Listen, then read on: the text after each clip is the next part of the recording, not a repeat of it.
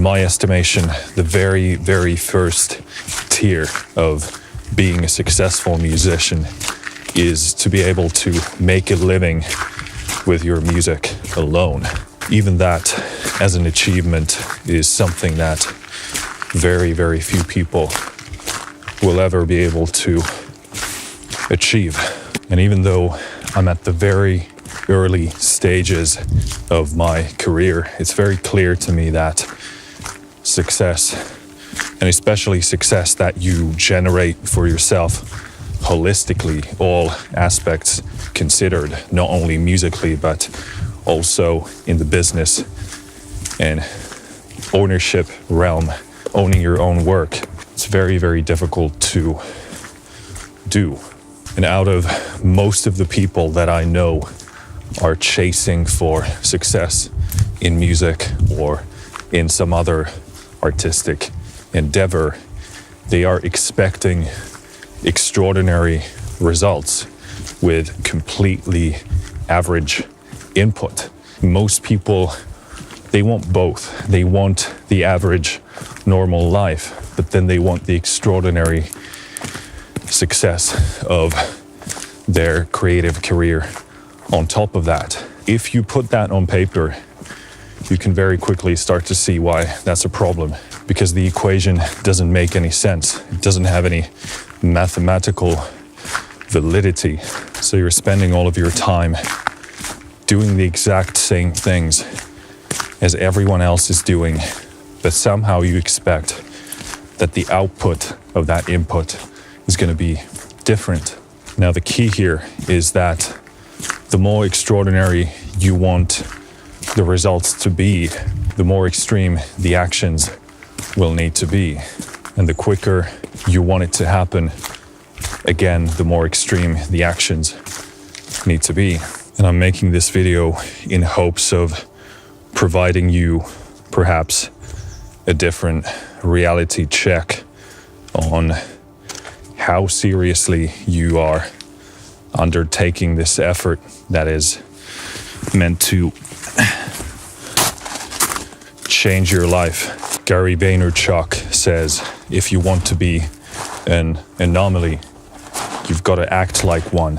And David Goggins says that you want to be an uncommon person among uncommon people. So already within the individuals who are trying to chase their dream, trying to make something exceptional happen, you need to be among them, trying to beat them at that sort of a game. And one of the reasons people don't want to do that is because it will alienate you and it will isolate you compared to the people who are living average, normal lives. And there's nothing wrong with an average, normal life. I mean, we all know that. It comes with a lot of perks, it comes with a lot of benefits. But trying to sustain an average, normal life has its cost as well. It doesn't come free. There's always some sort of a sacrifice to make. And for an artist, you need to really think about what the sacrifices are that you're willing to make. And most people aren't really willing to make that many altogether. What people mostly do is they try and steal a couple of hours here and there.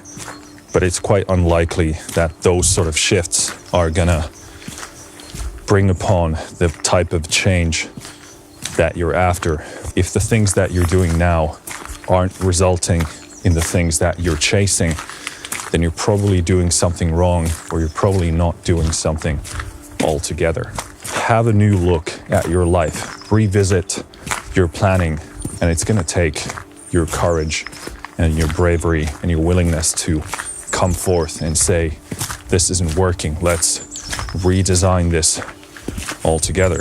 And I can't tell you what the balance is supposed to be, because maybe your balance is correct 80% or 60%, and you need to shift those remaining 20 or 40. But maybe 90% of what you're doing isn't guiding you forward. And as I said, the more radical the change needs to be, the more it's going to require from you in terms of effort and time. And the sooner you want it to happen, the more radical it needs to be again. And I would never suggest for anyone to throw away all the good things that are happening in their lives. What it mainly means is that you need to reconsider your sacrifices, because everything has a cost. There's no one path that is perfect. There's no one path that is free of sacrifice, because growth will always require you to sacrifice something. You have to change something in order to put that time or that resource somewhere else. We all have the same hours. You can't get away from that fact. We like to think that the change is a tiny one. We like to abstract these simulations in our head where a small, tiny thing happens and your life changes. But in most instances, unless you're very close to getting it right, it's going to take far more than that. So make no mistake, how you spend your time and where you put in effort is where you're going to see those results. And I can't tell you what your life balance should be, because that needs to be decided based on your ambitions and what you actually want out of life. My goals aren't going to be the same as yours. They shouldn't be, and therefore no one else should be telling you how to structure the hierarchy of your life. But no matter what it is, what is absolutely necessary is that you have an honest conversation of what your priorities and goals are. So many people go through life never really having that honest conversation with themselves. What is my priority? What do I respect? What do I actually want to spend my time on this planet? And if you never have that conversation, then you have no chance of properly defining your aim and your focus. And if you don't have your focus and your aim, then you can never, in an optimal fashion, move effectively towards your goals. So as you're having that honest conversation with yourself, you need to make a list of priorities and, to the best of your ability, assess how much they're going to take out of your life. What sort of a chunks are they supposed to be in? And then you need to model how you spend your time accordingly to that list. I don't mean kind of, I don't mean sort of, actual hours going into the things that you've just defined that you want them to go in. And this is the thing, when people want the comforts of an average life, they want that plus all the extra nice success that maps out to your dreams and goals. And it just doesn't add up. You're never going to get those magical 6, 10, 12, 15 hours in a day from anywhere. We all have the same hours. You're going to allocate a certain amount to sleep, hopefully sufficiently. You're going to allocate a certain amount into some sort of a upkeep of your health. Hopefully, you're going to allocate a certain amount into relationships, whatever those may be. You have your job where you're going to make your income so that you can get by. You might have hobbies. Now, of course, you can manipulate those hours however you want, accordingly to your needs. But the bottom line here is that those hours need to come from somewhere. And I want you to think about them as hours. Don't think about, oh, I'm going to write a bit here and there and it's going to amount to something.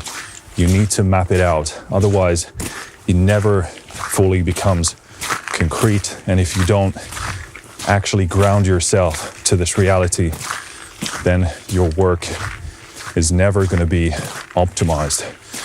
And optimization is your friend when it comes to squeezing efficiency out of your hours. And now, in a very symbolic fashion, we're going to venture deeper into these woods. Haven't stepped on anything this moist in a while. That's what he said. Now, the hardest part about making this shift, no doubt, is the loneliness of it, and also the social isolation or alienation that you're gonna experience. And again, let's get really concrete and real about this. If you're doing things that only a very, very, very small minority of people have ever done, ever even pursued, never mind succeeded in human history, you're going to be treading a pretty lonely path. You're doing things most people have never even tried. You're making sacrifices that seem absurd and unreasonable to most people, and you're going to hear that a lot. And the more you do it, the more you're going to hear it. And you're going to need to have some sort of an answer to all of that questioning. And a lot of people want to keep others down so that they don't have to challenge their own shortcomings and insufficiencies. Because whenever you do something that they're unwilling to do, they're going to see themselves in you. Or slightly better put, they're going to see the lack of them in you. And they want to poke at you, they want to make fun of you.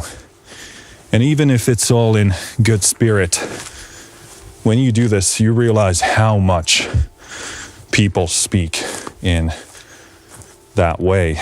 And you start to develop a more truthful idea of how much of people's jest and fun is actually driven by some sort of an insecurity. And of course, this is only one example of a kind of a more negative scenario, but it's just to give you an idea of what you might expect and what you might wake up to.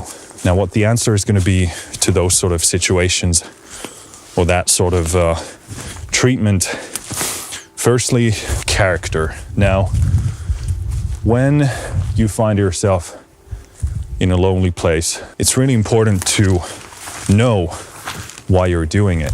And the way of keeping that close to you is focusing on your aims, focusing on your goals very consciously, and reminding yourself and readjusting your perspective up in here on why you're doing the things that you're doing. Because in many cases, no one is there to remind you. And in my estimation, character is what you build and create as a result of strengthening and solidifying the values and perspectives and mindsets and behavior that you find to be valuable or that you respect. And character is what you will do or say regardless of whether someone is supporting you or not. It's the ability to know oneself and to make the right choices and take the right actions, whether that is supported by your circumstances or not. And as you might suspect, the second thing is to surround yourself with like-minded people. And as David Goggins suggests, you want to be an uncommon person among uncommon people.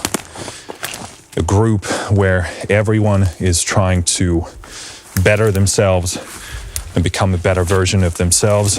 That's where you're going to find the most support. An environment where everyone wants to get better and wants to become a better version of themselves. That's where all the people know what it takes to do that. Everyone knows how difficult it is, and therefore everyone treats one another in a way that they would like to be treated themselves. And when they get encouragement from other people, they want to give it back as well. And when they give it, they see that they get it back. So those are perhaps the two main things that you need to become acquainted with. Of course, there's a lot more that you need to work on, but perhaps this is some sort of an introduction to thinking about how you spend your time, how you spend your life, where you put in those hours, and should you actually expect the type of results that you are hoping for with the type of input that you're doing. You can't keep doing the same things all the time and expect different kinds of results. And on that same token, you can't do minute, slight changes here and there and expect huge shifts in your life. Yes, of course, you want to be smart about what you're doing. You want to do it strategically, plan as well as you possibly can. And absolutely, if intellect is one of your strengths, you have to utilize it. It can absolutely bypass a lot of different things, but there's nothing that can bypass input, actual execution, taking action, and putting in the hours, even when you have the best plan and strategy in the world. The reality of putting that plan into action is gonna introduce an entirely different world to you. And it's gonna probably hit you like a freight train. And that's a lesson everyone should learn. At least everyone who wants to venture into the world with an entrepreneurial spirit. So my invitation to you in this video is go have that conversation with yourself. It's time to get real about what the fuck you're actually doing with your life. I don't care how you do it. Standing in front of the mirror is actually a pretty darn good way of doing it, because you're actually facing yourself and you can't escape yourself. Look at yourself in the eyes, have that conversation, and see if you can comfortably bullshit to yourself. If you can comfortably tell those lies to yourself. Because deep down, we all know if we're doing something or if we're not. We might have a ton of different stories we tell ourselves, a ton of different narratives. And those are the things that we tell our friends, and passively we tell ourselves. But when you look at yourself in the mirror, actually, in the eyes, and you say, yes, I'm doing enough to move towards my goals in a way that I actually accept and respect. And if you can't say that comfortably to yourself, then you know it's bullshit. And it's not like we don't know. We all know. We just never have to face ourselves in a way that we can't escape from. And it's no wonder we don't do it, because it's scary, it's frightening, it's humiliating, it's embarrassing. But acceptance is the first step towards being in a position where you can actually make change happen. So go have that conversation. And remember, you're not your own enemy. You might be a very harsh judge on yourself, but that's okay. Try and have that conversation with some self-respect and love and understanding. I think it can be a very healing experience. Don't make it about blaming yourself of all your shortcomings and failures. Make it about acceptance and understanding. And from that position, you can actually write down the list. When you accept what you're doing wrong, That's a position where you can realistically look at the change that you want to have happen. Make that list, allocate those hours, be honest about those hours, get mathematical about those hours. Luckily, it's some pretty simple math. Even I can do it. And then start executing accordingly to that plan. As a great philosopher once said, dread it, run from it, destiny arrives all the same. So there's always some sort of a path awaiting us at the end of the trajectory that we are on. Make that list, allocate those hours, get focused so that you know why you're doing the things that you're doing. Get some friends to support you if possible, and then put in the work. And also figure out the perspectives, the mindsets, the assets, the resources that can help you stay aligned and stay focused. And then you take action. Then you execute.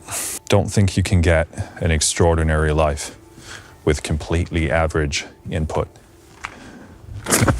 You're going to have to do a lot more of that tripping in order to get there. So start getting your hands dirty. Start getting real with yourself. And start actually executing on the things that take you closer to where you want to be. Finished.